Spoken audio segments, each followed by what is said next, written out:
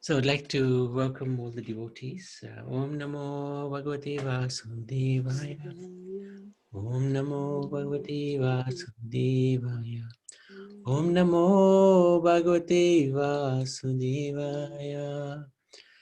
I'd like to seek your good wishes and your blessings so that we can continue with our overview of the Bhagavad Gita. We are on 13th chapter. I'd like to seek the blessings of Guru Maharaj and Srila Prabhupada, Guru Parampara, Gauritai, Krishna Balaram, Radha Madhav, so that we can continue. Yeah, right. Just to check. It's okay. Yes. Okay. Yes. So, Indulekha Mataji, would you like to go through these lessons? Hare Krishna, Prabhuji. Hare Krishna, everyone. Hare Krishna. Yes, Prabhuji. Yes. Go for So, it. You can do it from the beginning. Yeah. Yes. Chapter 1.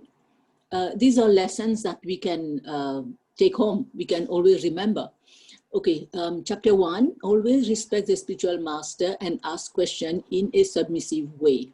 Chapter 2. Lord Shri Krishna is absolute truth and the ultimate goal of life. Chapter 3. Krishna is the original Godhead who has unlimited expansions. Chapter 4, reading Bhagavatam will give more joy to the heart than any other scripture. Chapter 5, spiritual literatures lead us to bhakti and bring changes to our heart. And chapter 6, by chanting the holy name of the Lord, we can cross over this material world. Chapter 7, the Vedic literature can help us develop loving service towards the Lord.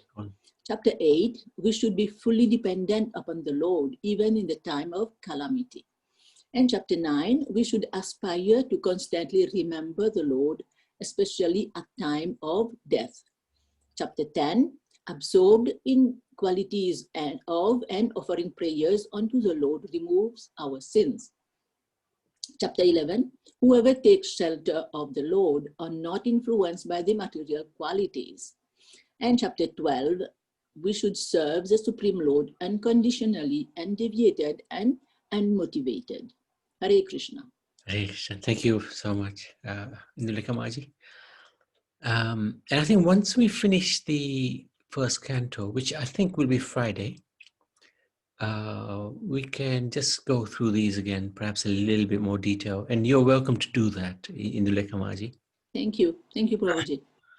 So, now, okay. So just a little recap. We are at Naimisharanya, and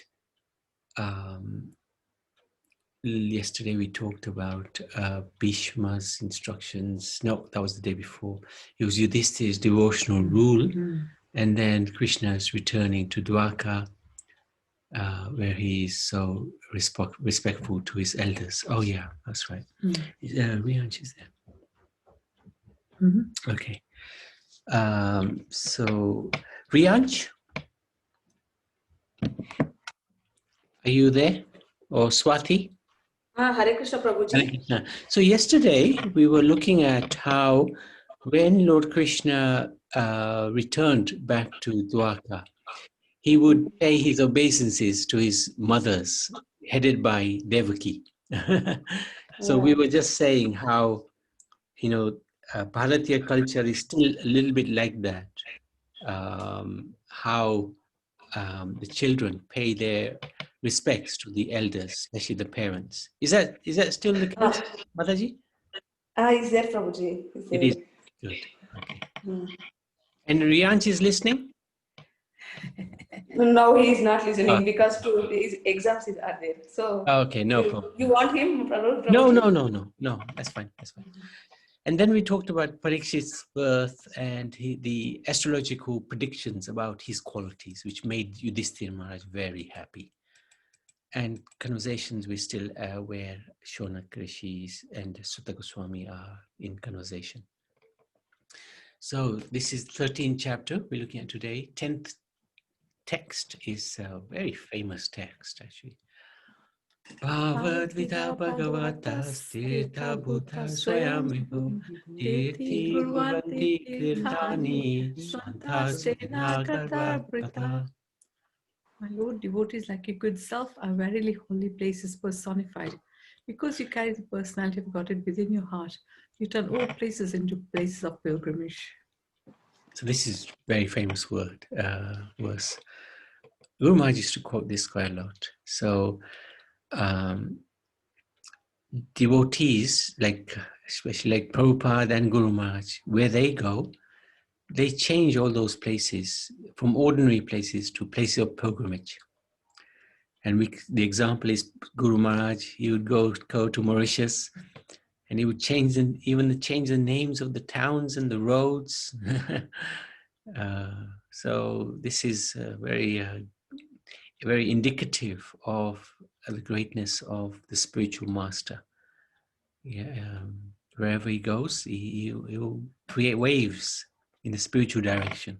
So, and this verse we'll see a little bit later again.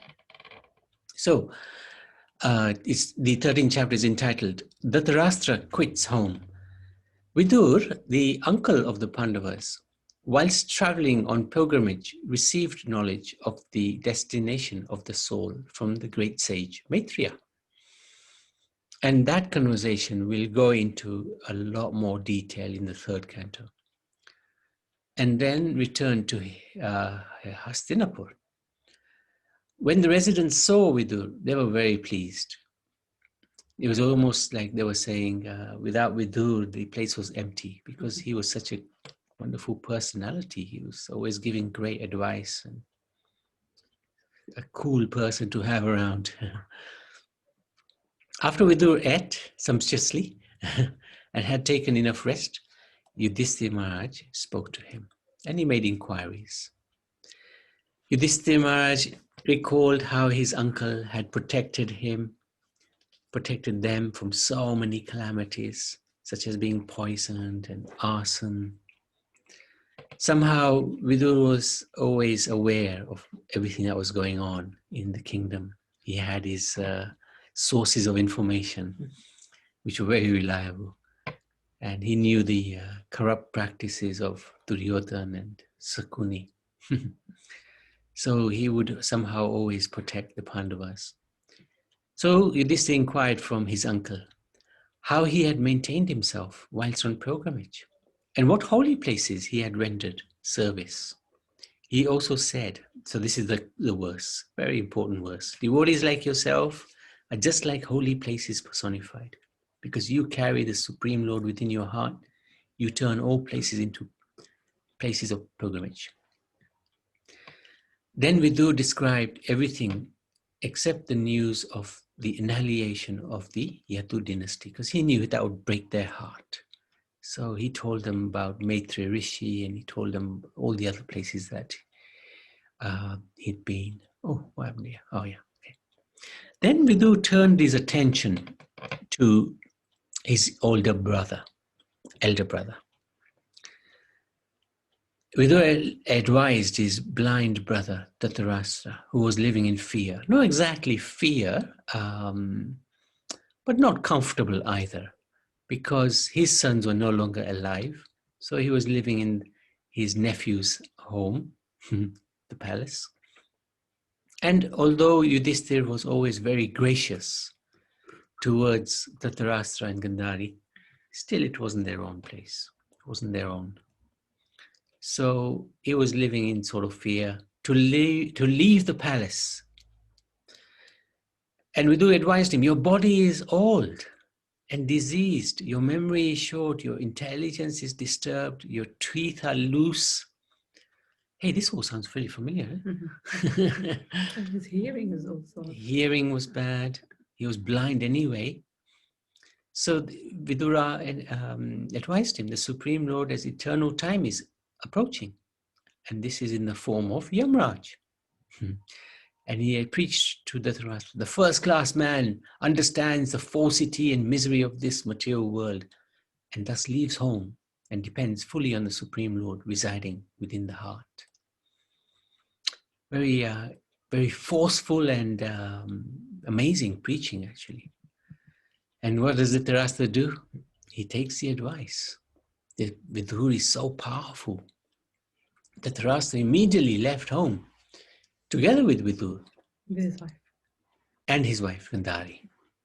They went on the path of liberation as directed by Vidur. So when in the morning, every morning, Yudhishthira Maharaj would go and pay his respects to his Dhritarashtra and Gandhari and now Vidur, but he couldn't find them anywhere. And he became full of anxiety because they were always there. And this was the first time when they actually were not there. So he inquired about their whereabouts from Sanjay. And Sanjay was also bewildered. He didn't know where they were.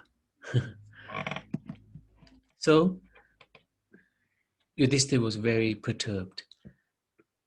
While Sanjay was speaking to Yudhishthira, saying, don't know where they are, Narad Muni appeared on the scene. So Narad Muni always comes at the appropriate time. He was properly received by Yudhishthira Maharaj, who then relayed his grief to regards his auntie and uncles. And Narad Muni, he gave him some amazing advice. Initially, actually, I had those verses on.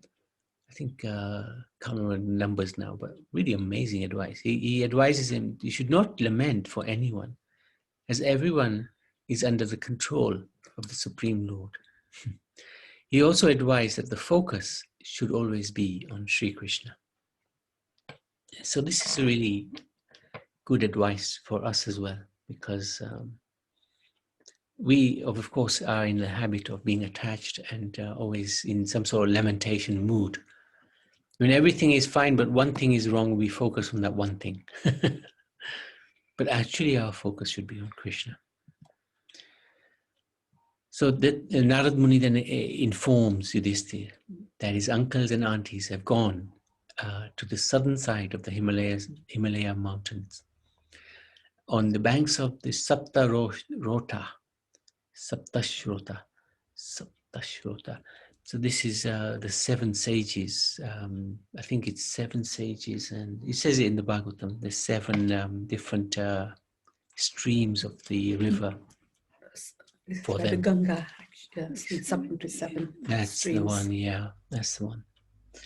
So on the banks of the Saptashrota, the elder uncle was engaged in Ashtanga yoga practice. And he will most probably quit his body on the 5th day from today. So Narad Muni was very specific. So, and it looks like Dhritarashtra was really engaged in some serious tapasya. The auntie will observe her husband, who will die in the fire of mystic power,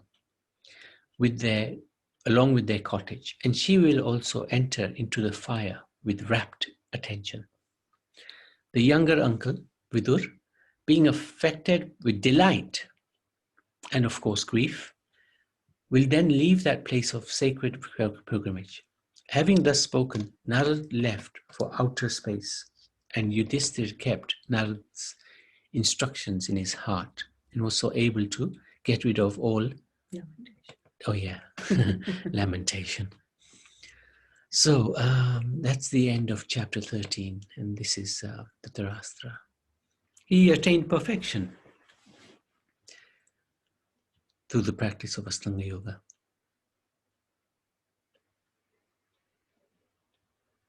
And Gandhari followed him. Chapter 14. So this is text number 21. Manyate mahotpate nunam bhagavata padai ananya purusha shribi hina burhata sobhada. I think that all these earthly disturbances indicate some greater loss to the good fortune of the world. The world is fortunate to have been marked with the footprints of the lotus feet of the Lord. These signs indicate that this will no longer be. So this is chapter 14, and it's a really tough one. Departure of Lord Krishna for Dwarka, and then we'll see a bit later on further afield. Arjun went to Dwarka to see Lord Krishna, and other friends, and also to learn about from the Lord of his next activities. A few months passed. Arjun did not return. King Yudhishthir then began to observe some inauspicious omens, which were fearful in themselves. He saw that the directions of eternal time had changed, and this was very fearful. There were disruptions in the seasonal regularities. The people in general had become very greedy, angry, and deceitful. And he saw that they were adopting foul means of livelihood. All ordinary transactions and dealings became polluted with cheating, even between friends. And in familial affairs, there were always misunderstandings between fathers, mothers, and sons, between well-wishers and between brothers. Even between husband and wife, there was always strain and quarrel. So this Yudhishthira continues. This is to Bhim, he's saying all this. Just see how the miseries due to celestial influences,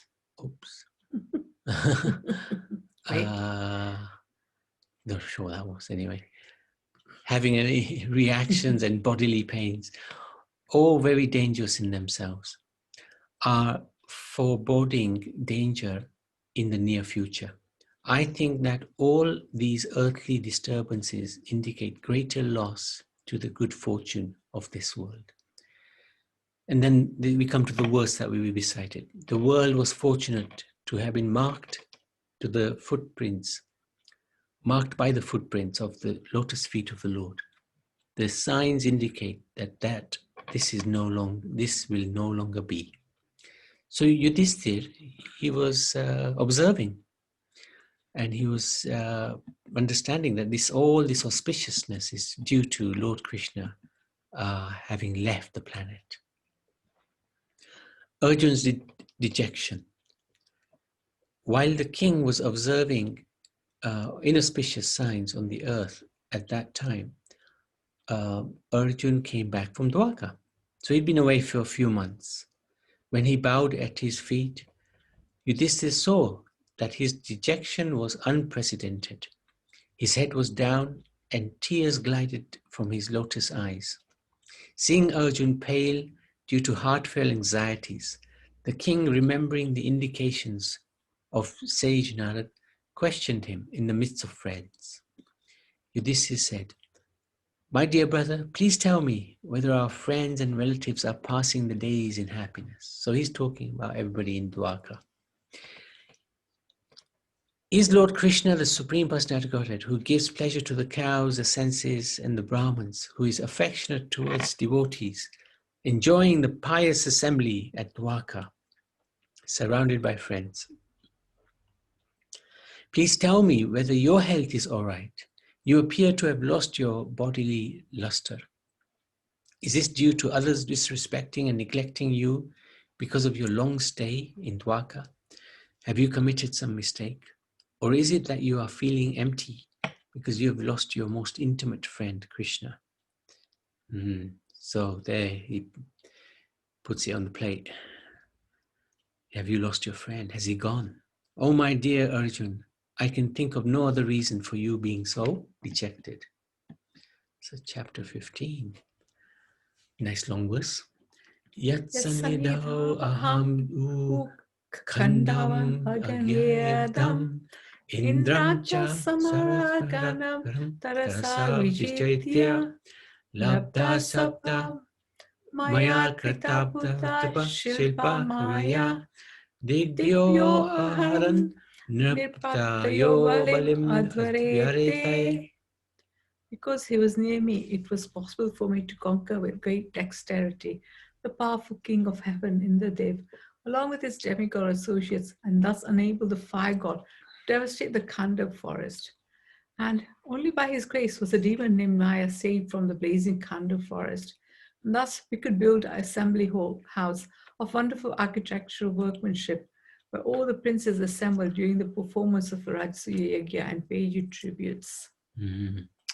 Arjuna is acknowledging Krishna's presence. So, 15th chapter, the Pandavas retire timely. Arjuna remembers Krishna is the first theme in this first 6 chapters, verses.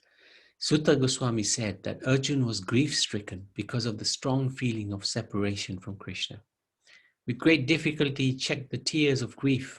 He was very distressed because Krishna was out of his sight. And he increasingly felt affection for him, as Krishna had treated him exactly like an intimate friend, but now had left. Arjuna understood that only by his merciful strength was he, only by Krishna's merciful strength was he, Arjuna, able to vanquish all the princes assembled at the palace of King Draupadi. So this was the Swayambhu of Draupadi, and gained the hand of Draupadi. There were many, many princes at that arena, and Krishna and Balaram were also there. The military strength of the Kauravas was like an ocean in which dwelled many invincible enemies. However, due to Krishna, who was seated on the chariot, they were able to cross over this ocean. When Arjuna had descended from the chariot to get water for his thirsty horses, Krishna protected him. Arjuna engaged Krishna as his chariot driver, even though he is to be worshipped and offered services. So I think this is a very important point.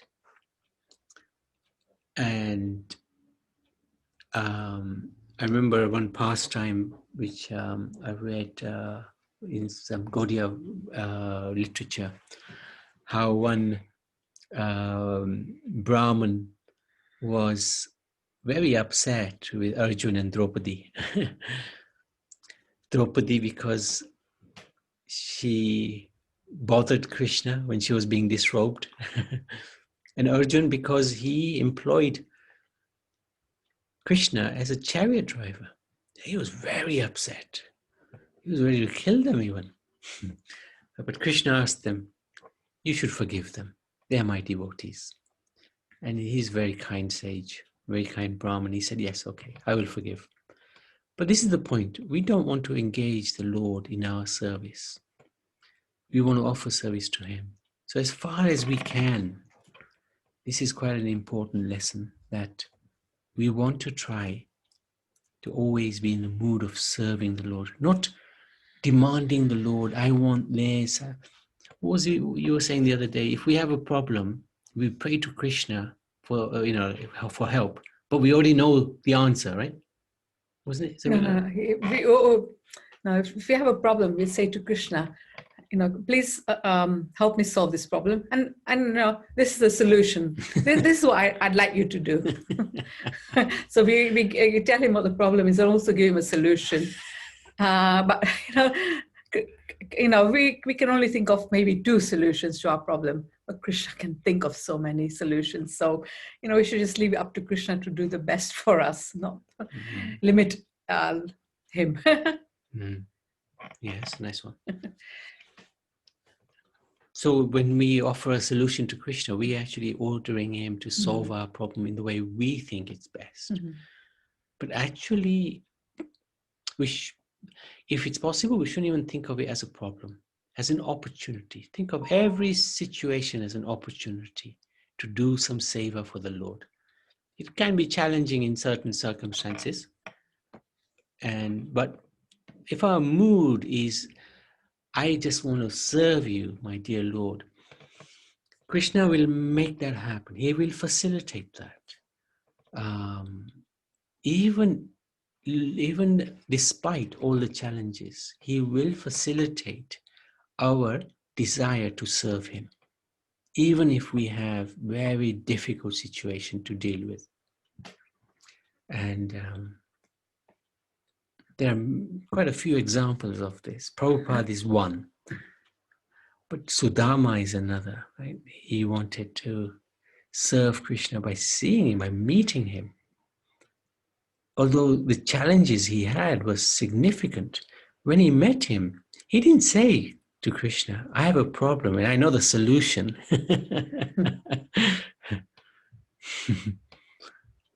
He just enjoyed meeting Krishna, and Krishna in turn enjoyed meeting him. And that was it. He left it at that. Then Krishna gave him everything his Dharmapatni needed. So anyway, Arjun's heart appeared to be void of everything in the absence of his friend and well-wisher. Arjun was defeated by some cowherd men while he was guarding the wives of Krishna. So this is quite interesting. He had the same Gandhiva, the same arrows, the same chariot, drawn by the same horses. But in the absence of Krishna, everything became null and void. So this is a very interesting point, because he was guarding the wives. There's a few other variations of these pastime, but in the Bhagavatam it says he was guarding the wives, and some cowherd men came and defeated him. Cowherd men, and this is Arjun, arguably the greatest warrior in the Mahabharata. So this is the power of the Lord, power of Krishna. Krishna, because of Krishna, and everything is possible. And without his mercy, without his blessings, nothing is possible. Maybe the greatest, but nothing will work. But we may be the lowest, but with his blessings, anything can happen. Everything can happen. So we may not have the physical presence of the Lord, or at least we don't have the eyes to see it, but he's with us in the form of the holy name, in the form of our wonderful deities. And we have to leave all the solutions to them. We just want to render service, bas, that's all. And Guru Maharaj has given us service. Every one of us, we will have had service from Guru Maharaj, and we can do that service in the full knowledge that it's got the blessings of Guru Maharaj. And if we do it in the right mood, Krishna will assist us to do service to him.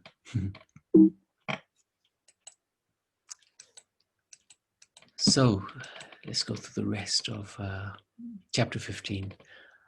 Arjun remembers the Gita. After lamenting the loss of his friend Krishna, Arjun related that he has become attracted to the Gita instructions imparted by Krishna, because they can relieve the burning heart in all circumstances of time and space. Deeply thinking of those instructions and also thinking of his lotus feet, he became pacified and free from all material contamination.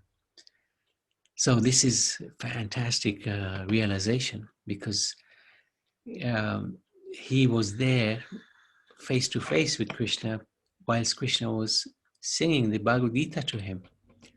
And then he takes solace in those same words again. So it gives us great comfort. If Arjun can do that, so can we. Because he was there face to face, listening to him. So he relished remembering those wonderful instructions. And we can also relish. So if we go through the Gita again and again, it's actually a very good thing, because it'll it'll free us from material contamination. Upon hearing Krishna's return to his abode, Yudhishthira also decided to go back to Godhead. So they decided, what's the point of living in this world? The king was intelligent to understand the influence of the age of Kali. And so he prepared himself to leave home. He dressed himself in torn clothes, gave up eating all solid food, voluntarily became dumb, let his hair hang loose. He did not depend on his brothers for anything. And just like a deaf man, he heard nothing. He started towards the north, trekking the path accepted by his forefathers and great men, to devote himself completely to the Supreme Lord. So this was the final journey of the Pandavas. The younger brothers of the king similarly decided to follow in the footsteps of the elder brother. Thus, by pure consciousness, due to constant devotional remembrance, they attained the spiritual sky, which is ruled over by Krishna. Draupadi also saw that her husbands, without caring for her, were leaving home, and she and Subhadra, also absorbed in thoughts of Krishna, attained the same result as their husbands. So this is a phenomenal example, how the richest, the greatest rulers of earth, the Pandavas, gave up everything, just like it was a piece of dirt. They left all of their wealth, all of their relatives, all of their possessions, and just left. Just left. And then there's quite a lot of detail in the Mahabharata, what happened. They, one by one, they kept for failing, didn't they? Eventually, they reached the heavens. He had a dog with him, and they refused the dog entry. And he said, "No, why? Why is he refused? He can't come in. He's not qualified. Okay, I won't come in either then. He's been a loyal friend." It wasn't attachment, it was loyalty, which attracted Yudhishthira. I don't know too much detail because I haven't read it for a very long time, but just a few things that others may recall, many more instances what happened in those final times for the Pandavas on earth. Go all the way up to Badrikash. I think so, yeah. Himalayas, anyway. Okay, I wanted to stop there. Thank you very much. So, Madhusudan Babu, would you like to share anything? Jai, Haribol. Hare Krishna. Hare Krishna, Nabi. Haribol, Hare Krishna to everyone. And again, Srila Prabhupada ki jai, Guru Maharaj ki jai. Jai Srimad Bhagavatam ki jai. Som Namo Bhagavate Vasudevaya. So these are amazing chapters, aren't they? Mm. And the history and all, all such happened quite a long time ago, but still within these chapters there are amazing instructions. First of all, in the chapter 13, there are the instructions of Vidura to Dhritarashtra, saying, you're staying here now, you've lost everything. You even tried to kill the Pandavas by poisoning them and then setting their house on fire. Your all attempts were made to get rid of the Pandavas, and then you were trying to usurp the whole kingdom. Your son was so stubborn, and you are now, having lost everything, you are living like a dog in a house where you're not really, it's like someone living in a house where you're not really wanted, or rather you don't deserve to live there anymore anyway. So you should really think about your own future now. And obviously Gandhari, being the princess of the king of Gandhar, and Kandahar is known as Gandhar, but it's the same Kandahar province is where this Afghanistan and all this war has been going on in the Kandahar province. Still that part of the world is very, very difficult to control. And Sakuni came from that part of the world as well. And it's amazing, there's still troubles over there in that Kandahar province. Wars going on all the time. People are difficult to deal with. Tough country. But still, she came from there, and she was the wife of Dhritarashtra. She just decided to remain blind, which is kind of strange, because if your husband is blind and you decide to even remain blind, which is not really helpful. But still, she took that vow. And Vidura is really instructing Dhritarashtra that really you should think now and you should leave. And quite rightly, Dhritarashtra leaves early in the morning, and then even Vidura leaves as well. So obviously this is very concerned and very worried, I mean, and he's asking where they are. But amazingly, even he asks Sanjay first, and Narad Muni appears, an amazing personality. Like we've covered the history of and the story of Narad Muni, that he's like a spaceman, eternal spaceman. He can come and mind you, he only stays for very few moments or something like that, gives the instruction, and then he goes. But again, what instruction he leaves and gives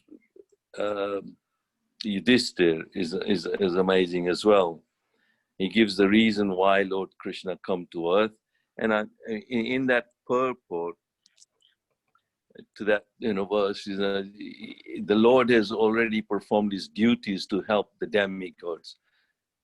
That's what he says in the Bhagavatam. And he is awaiting the rest. You Pandavas may wait as long as the Lord is here on earth. So as long as Krishna was there, the Pandavas were also feeling the presence. And once Krishna left, Arjun was lamenting, and obviously he was dejected. His mood, Yudhishthira could sense his mood. In the purport, Prabhupada is explaining that, when there are too many asuras in the world, then it becomes a hell for those who are devotees of the Lord. And then the growth of the mass of the people are generally devoted to the Lord by nature. The pure devotees of the Lord, the demigods, even the demigods have to pray to the Lord for relief. And that was a condition on this earth at the end of that yuga. And then obviously Kali Yuga was going to descend upon. So these sort of, these asuras are always causing disruptions, They are very clever, and it explains that these asuras or the demoniac. In the purports, Prabhupada explains how the demoniac people are very clever at creating and doing it, but they always end up creating things which are always disturbing and harmful. And Prabhupada explains in the purport how even modern scientists are a bit like that, creating nuclear weapons and all sorts of dangers, which causes a lot of anxiety and worry and nervousness. And even like this present moment, with COVID and all that, we just don't, there's so much conspiracy over whether that actually was man-made, created, viruses, this, that. So always some disturbances going on like that. And the Lord has to appear to get rid of people. So in Mahabharat's time, obviously Krishna gets rid of all the asuras like Kans and Jarasan, and this is all mentioned the purport, how Sishupal and all those. And then all those asuras were killed by the Lord. It was Krishna's plan to get rid of all those sort of unwanted people who are not religiously following the laws of the Vedas and the Vedic principles of Sanatana Dharma. And then Krishna has to, get rid of them somehow. So he gets rid of them, and then Narad Muni instructs, Yudhishthir to detach himself and not to be too much worried about Vidura or Dhritarashtra or Gandhari, because they're also, according to the material nature and their own karma, they have their own path of journey, and he instructs them that they've actually, gone to the Himalayas, and they're going to do Astanga Yoga and all that, and then that'll be their liberation. But you shouldn't worry too much about that. You should just think of Krishna, depend on Krishna. When Arjun comes back from Dwarka, and he is also very, very feeling low because Krishna is gone, and then he recalls how all his strength in dealing with all the different calamities and all the war and the instructions given in the Bhagavad Gita and all that, and all he could achieve and fight with all these demons and asuras and win the war, all because of Krishna. without Krishna, he was even powerless. And that's how he felt, that now Krishna is there, he doesn't feel that same strength and power. So all that was coming from Krishna directly. So that's quite interesting, you know. And yeah, it's full of instructions, all these chapters. And then later on, you know, the other chapters covered how, you know, Krishna and all these Yudhishthir, and how they also decide to leave, and without any attachment to anything, their kingdom, which they had fought so hard for, without any attachment for all these things, they just leave and then go up to the Himalayas as well, and just think of their own future, back to Godhead, really. That's what they were thinking about. So it's interesting, amazing instruction, and the purports are also very, very, very, very insightful. You know, if you have time to read that, we obviously have an overview here, but so many principles are incorporated within these instructions. It's just amazing, you know, amazing chapters these, you know, which I find it's very powerful, you know. Yeah, there was that part where I'm just thinking of some instruction. Yeah, there was one part where, you know, in that 15th chapter, Arjun is saying that because he was near me, it was possible for me to conquer with great dexterity the powerful king of Indradev, along with his demigod associates, and thus enable the fire god to devastate the Khanda forest. By the grace was the demon named Maya, saved from the blazing Khanda forest, and thus we could build our assembly house of wonderful architectural workmen, where all the princes assembled during the performance of the Rajsuya. So when they had, Pandavas had done the Rajsuya sacrifice and yagya, and there was this demon called Maya, Danav, who was the inhabitant of the forest Khandav.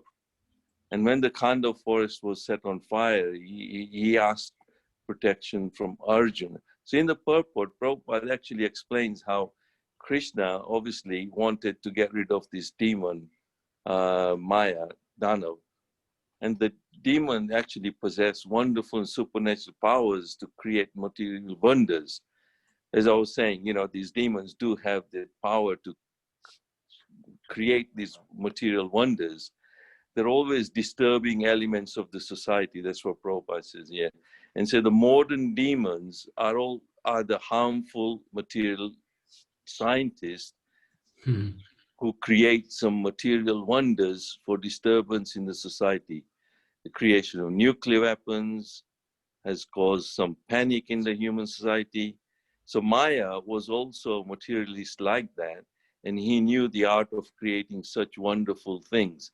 And yet Lord Krishna wanted to kill him.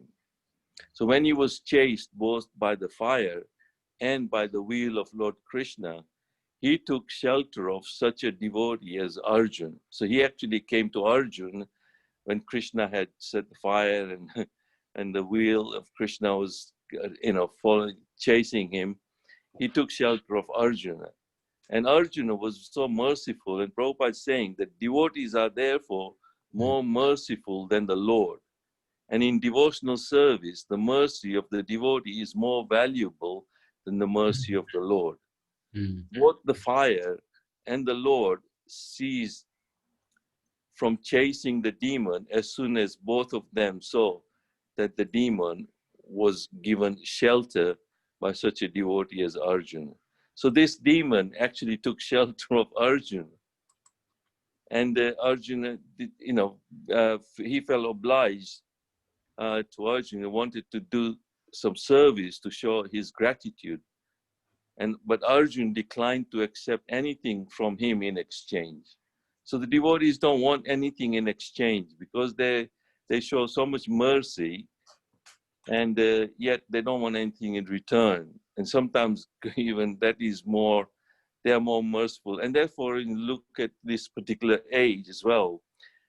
In Chaitanya Charitamrita, how Nityananda is more, Lord Nityananda is more merciful than Chaitanya Mahaprabhu in how he delivers Jagai and Madai.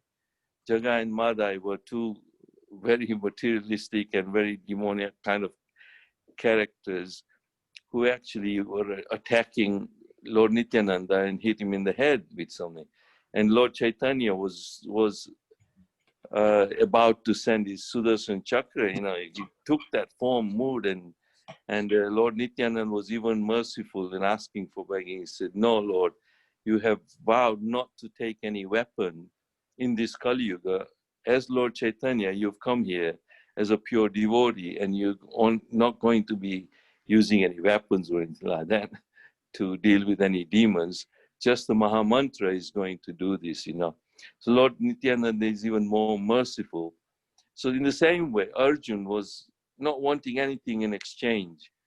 But, Krishna was very pleased with Maya for taking shelter of a devotee, asked him to render service unto King Yudhishthira by building a wonderful assembly house. So then the Maya Danav actually built this wonderful assembly house, and that by the grace of the Lord, as Prabhupada says here, that the process is that by the grace of a devotee, the mercy of the Lord is obtained. So we are fortunate that, we are also seeking mercy of a pure devotee first, and then we'll get the mercy of Lord Krishna as well. And this is what's, we are fortunate that we've actually got the mercy of Prabhupada. Prabhupada was even more merciful than Krishna. He actually, we know from the, we've done the life story of Prabhupada, how challenges that he faced, and how much trouble he took to deliver this Bhagavatam. So we are reading his purpose, we're reading his translations, and we are fortunate, that we are able to, we are not, Bhagavatam experts, like some Kathawachak or anything like that. But in this format, we are actually been able to go through the chapters very quickly, gain the overview of it. And, it's just wonderful. So we are very, very fortunate that by mercy of Prabhupada, by mercy of Guru Maharaj, that, we are able to discuss this and understand this very deep philosophy, not just philosophy, but a way of life, and especially bhakti. Understand that bhakti is the answer to all the, for us to get out of this materialistic Kali Yuga, especially the influence of Kali Yuga. Okay, I hope that helps. Yeah, thank you. That was good. Good realizations. Anybody's got any questions or any comments? Hare Krishna, Prabhuji. Hare Krishna. Can you hear me properly? Yes, yes. Okay. So this at the end, when the Pandavas were leaving, they were going to the Himalayas. The dog that was following them, it was Dharamraj. Yes. It was Dharamraj. He was trying to test Yudhishthira Maharaj. Yes. So all his brothers and his wife, they fell one after the other. And first Draupadi fell. That's because she had a soft spot for Arjun. And then one after the other all fell. So Yudhishthira, he just lost one finger or thumb. That is because he told one lie all through his life. He said on the battlefield that Aswatthama was, that is also by Krishna's order. Because if they didn't say that Aswatthama was dead, Dronacharya would keep fighting, and it was hard to face him. So by the Lord's order, Yudhishthira said that Aswathama is dead, but he was referring to an elephant called Aswathama, not the son of Dronacharya. So that's why he lost only one finger. And then when the plane came to take him, he said, "I'm not going if you don't take the dog." So that was Dharamraj testing him of his truthfulness. Okay. And also, some commentators say that he lost his thumb or finger, whatever, not because he told a lie, but he actually opposed Krishna initially. I can't tell a lie. Yeah, he opposed him. Yeah. I can't tell a lie. I'm Dharamraj. Yeah. But he was ordered by the absolute truth. Yeah. So but then, they took Krishna as a cousin. They didn't realize that he was a personality of Godhead until Bhishma Pitama on the arrow's bed told them, you took him for your friend, for your cousin, but you know who actually he is. Then they realized, right? Yeah, that's right. And later on, I think one of the chapters, it says hardly anybody knew Krishna as he was, even nobody will know him either, though.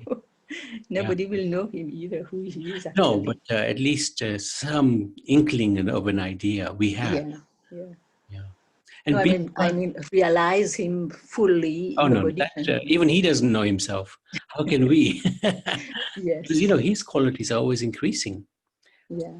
Like in Dwarka, he looked at himself in the mirror and he was wondering, who's this wonderful person? So he doesn't even when he was stealing the butter like a child, he would hide and then he will feed himself in the mirror. Do you want? Who is this person? He was asking.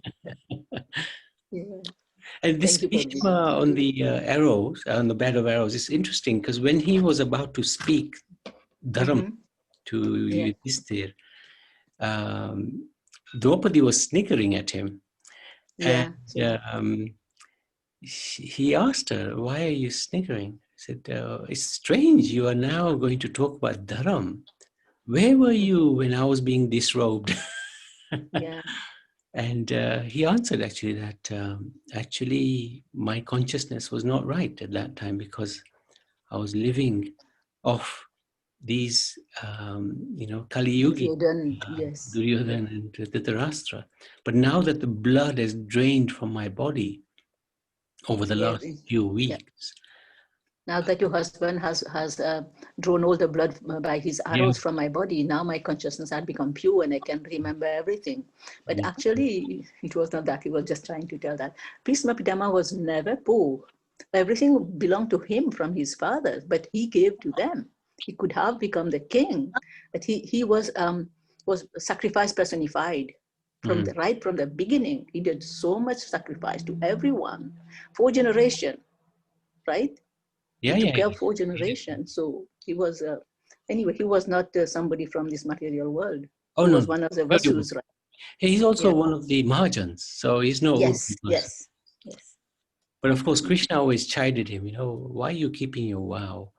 What is this vow business, When the woman was being insulted in your palace, you didn't say a word. You didn't lift your arms. You should have destroyed the whole lot of them. Krishna was always taking the mickey out of him. But he stuck to his guns, and partly it said that he suffered, like on the bed of arrows for many weeks because of that neglect of protecting Draupadi. But whatever it is, we can be sure that... I think, I don't know, I think because he wanted to wait for the right position of the sun, the Uttarayana, when the sun was that's right. Side. But partly.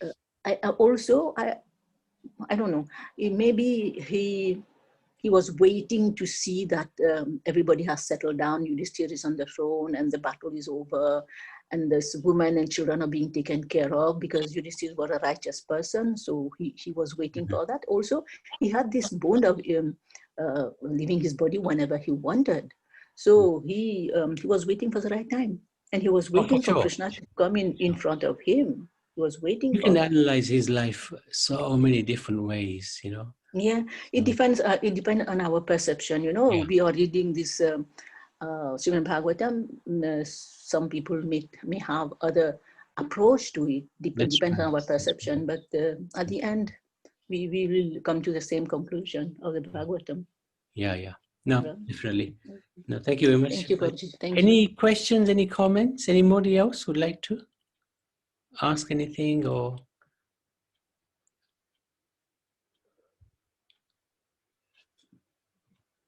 Okay, so we can end the session there. Thank you very much, dear devotees. That was very nice.